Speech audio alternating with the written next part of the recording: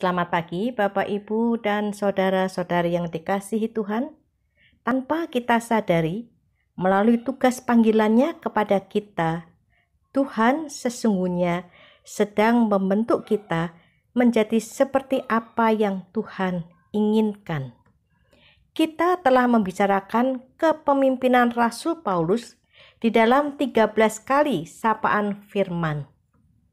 Melalui tugas panggilannya sebagai rasul, Tuhan membentuk Paulus menjadi pemimpin sejati yang layak untuk diteladani. Sungguh sangat tidak mudah untuk dipenduk seperti Paulus. Sangat dibutuhkan pengosongan diri dari seorang Paulus. Mari Bapak, Ibu, dan saudara-saudari yang dikasihi Tuhan, kita membaca dari Kisah Para Rasul pasal 9 ayat 15 sampai 16. Tetapi firman Tuhan kepadanya, "Pergilah, sebab orang ini adalah alat pilihan bagiku untuk memberitakan namaku kepada bangsa-bangsa lain serta raja-raja dan orang-orang Israel. Aku sendiri akan menunjukkan kepadanya betapa banyak penderitaan yang harus ia tanggung oleh karena namaku." Saat Rasul Paulus tidak mengerti rencana Tuhan di dalam dirinya, Tuhan sudah menyusun rapi rencana dan tujuannya, memilih dan memanggil Paulus untuk menjadi seorang rasul. Dari seorang penganiaya Kristus, Saulus berubah menjadi Paulus yang menghamba dengan totalitas, memberikan dirinya hanya untuk nama Tuhan. Paulus adalah seorang yang berani membayar harga, meneladani Kristus di dalam kehidupannya. Sekarang kita akan kembali melihat bagaimana Rasul Paulus sebagai pemimpin sejati bentukan Tuhan. Pemimpin yang hadir di tengah krisis, di mana ketika orang mengalami krisis kepercayaan, Paulus menjadi seorang yang dapat dipercaya. Paulus menjadi seseorang yang berinisiatif, mengambil keputusan yang baik untuk semua orang. Bukan mengambil keputusan yang baik untuk kepentingan pribadi, tetapi untuk kepentingan semua orang. Dan dia memiliki nyali untuk memberi semangat, kekuatan, dan jaminan sesuai firman Tuhan, walaupun suaranya ditolak oleh orang-orang yang ada di sekitarnya.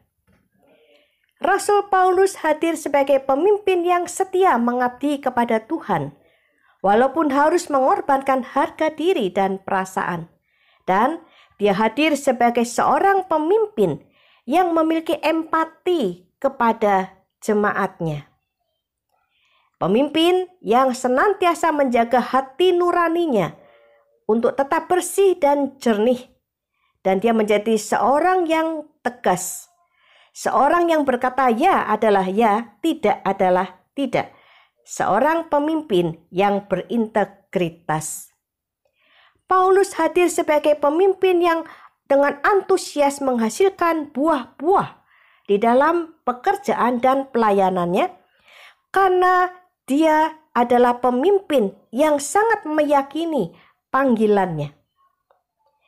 Paulus adalah pemimpin yang berani menunjukkan kualitas dirinya, walaupun dia menggambarkan dirinya hanya sebagai bejana dari tanah liat.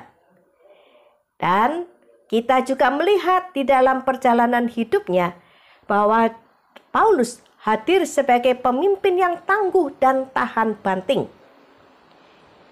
Pemimpin yang tidak bermental kepiting, yang justru melihat keberadaannya di dalam penjara sebagai sebuah peluang di mana banyak orang berani tampil untuk memberitakan Injil, dan pekabaran Injil semakin mendapatkan kemajuan.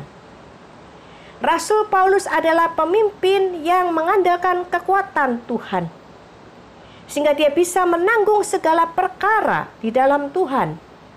Walaupun dia harus menghadapi betapa banyak penganiayaan, penyiksaan, tetapi dia tetap kuat menjalaninya karena dia mengandalkan kekuatan Tuhan.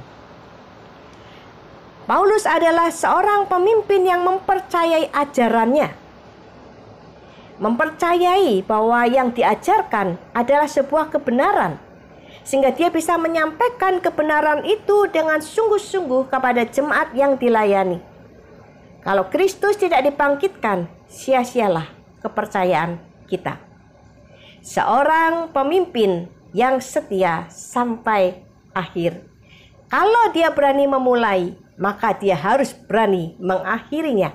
Apapun yang terjadi di dalam proses perjalanannya sampai garis finish. Rasul Paulus hadir sebagai seorang pemimpin yang setia menghamba. Dia tidak menghadirkan dirinya sebagai tuan, tetapi dia menghadirkan dirinya senantiasa sebagai hamba yang mengikuti segala kemauan Tuhan. Dan Rasul Paulus adalah seorang pemimpin yang menghadapi, bukan menghindari duri dalam dagingnya. Dia tidak menghindari orang-orang yang menolak dia. Dia tidak menghindari orang-orang yang membuat dia tidak nyaman. Tetapi dia menghadapinya bersama-sama dengan Tuhan. Dan kemudian yang terakhir adalah bahwa Rasul Paulus seorang yang cerdas, seorang yang pandai, seorang yang memiliki banyak pengetahuan dan wawasan. Namun ketika dia memberitakan Injil, dia memberitakan Kristus. Dan ketika dia hadir sebagai pemimpin, dia mengutamakan hikmat Allah, bukan mengutamakan kepandaian dan juga pengetahuannya. Karena itu, benarlah apa yang ditulis Rasul Paulus di dalam Roma pasal 8 ayat 28 sampai 29. Kita tahu sekarang bahwa Allah turut bekerja dalam segala sesuatu untuk mendatangkan kebaikan bagi mereka yang mengasihi Dia, yaitu bagi mereka yang terpanggil sesuai dengan rencana Allah. Sebab semua orang yang dipilihnya dari semula, mereka juga ditentukannya dari semula untuk menjadi serupa dengan gambaran anaknya, supaya ia, anaknya itu, menjadi yang sulung di antara banyak orang. Bentukan Tuhan yang tak terduga ini mendatangkan kemuliaan bagi nama Tuhan. Selamat pagi Bapak Ibu dan saudara-saudari yang dikasihi Tuhan. Lihatlah bentukan seperti apa yang Tuhan sedang kerjakan di dalam diri setiap dari kita. Tuhan beserta kita. Amin.